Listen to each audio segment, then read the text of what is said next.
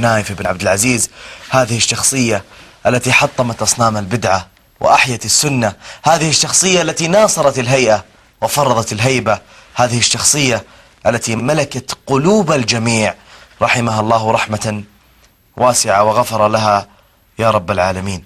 طبعا محمد، في القطيف الشيعة يستعدون للاحتفال بوفاة الأمير نايف رحمه الله، هذا الأسد الذي كان فعلا أسدا لكل أعداء الإسلام وأعداء السنة.